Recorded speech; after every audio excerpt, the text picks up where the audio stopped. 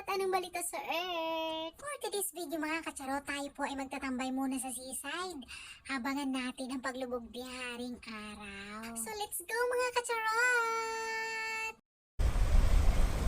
We are here mga kacharot. Wow, ganda-ganda naman ng dagat. Kasing ganda ko, Char. Weather forecast natin ngayon mga kacharot ay medyo malamig.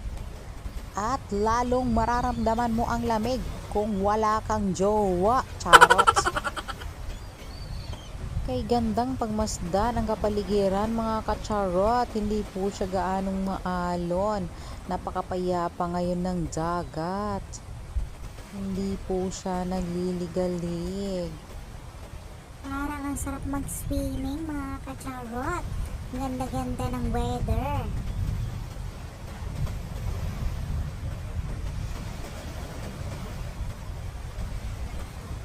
Ayun, si Haring Araw. Lumiliit na siya mga kacharot. Gusto niya na magtago sa karagatan.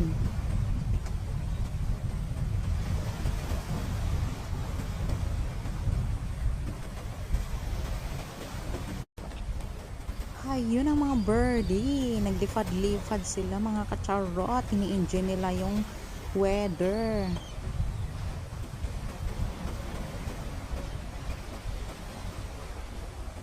Sabi nila mga kacharot, once you feel stress or you have anxiety, just go to the seaside.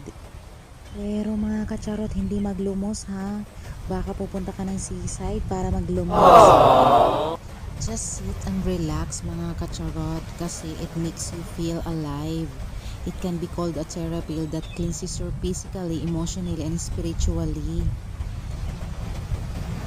So go na mga kacharot, dagat-dagat na kayo pag may time kung kayo ay may stress. Don't allow yourself to sit in your room para magmukmok mga kacharot. There are so many ways to calm up your stress. And you know mga kacharot, even researchers have proven the fact that the ocean helps in restoring the physical, mental, and emotional well-being of the person. Try to listen mga kacharot, the sound of the waves, di ba nakaka-relax siya? Tsaka may healing power daw yun. It touches in your mind. Ganun ba yun mga kacharot?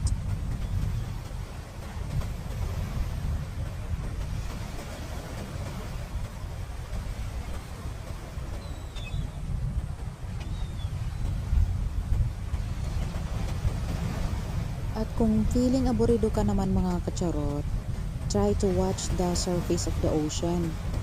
Try to think mga kacharot, if the ocean can calm itself, so you can also. At lalo pang nakaka-relax mga kacharot kung maririnig mo yung boses sa mga ibon. Halina kayo mga kacharot, magmuni-muni na kayo dito sa seaside. Hello Minkay! What are you doing there Minkay? Nag-i-enjoy ka ba sa tunog ng dagat, Hamingkay?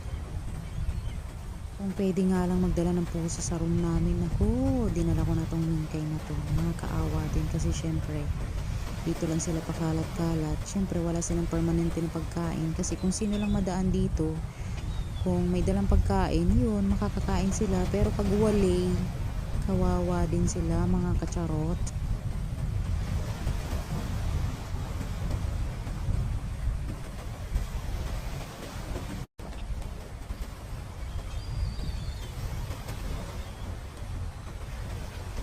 So, let's continue magmuni-muni mga kacharot. Ano ba mga kacharot ang naiisip nyo kapag nakaharap kayo sa seaside? Siguro naiisip nyo yung mga utang nyo, charot. Siguro naiisip nyo yung mga memories nyo ng jowa nyo, char. Oh no! Kung ikaw ay isang OFW, siguro naiisip mo yung during the time nang nag-a-apply ka pa lang, kung paano ka makakarating sa ibang bansa, at kung paano uaahon yung buhay mo, di ba mga kacharot? Naiisip mo din ba mga kacharot yung during nung time na nag-a-apply ka pa lang going to abroad, kasama mo yung love life mo, tapos 2 to 3 months na nakaalis ka na, may iba sa ng love life? Oh my God! At naisip mo din ba mga kacharot, yung mga utang mo nung during na nag-a-apply ka, nabayaran mo ba yun? Baka hindi mo pa nababayaran hanggang ngayon. Hoy, bayad ka din pag may time. Huwag puro gala naman at puro kain-kain sa restaurant. Tingnan mo din kung alalahanin mo din kung nabayaran mo na ba sila mga kacharot. Bayaran mo na sila. Hi Mingkay, kaway-kaway naman yung buntot mo dyan Mingkay. Isa pa mga kacharot, yung during the time na naghahanap ka pa ng work, nanghihiram ka sa mga kamag-anak mo tapos hindi mo sila malapitan. Naalala nyo ba yun mga kacharot? And I think isa yun sa mga na-experience ng isang OFW na bago umalis. Yung lalapit ka sa kamag-anak mo tapos sila pa yung nangungunang mag-down sa'yo. Have you ever think that mga kacharot? During the time na nag-a-apply ka pa lang, sabihin sa'yo ng mga kamag-anak mo wala silang pera pero nakakabili sila ng mga kung ano-ano at nakakakain sa kung saan-saan man. Tapos ikaw nanghihiram ka, hindi ka nila mapahiram, which is right naman nila yan kasi pera nila yun, di ba? Tapos nung umuwi ka na galing abroad, hindi mo sila mabigyan ng mga branded na mga relo, ng mga shoes, ng mga branded na mga anik-anik or mga imported na mga chocolates na pangyayamanin. Syempre yung kaya mo lang 'di ba ang ibibigay mo sa kanila.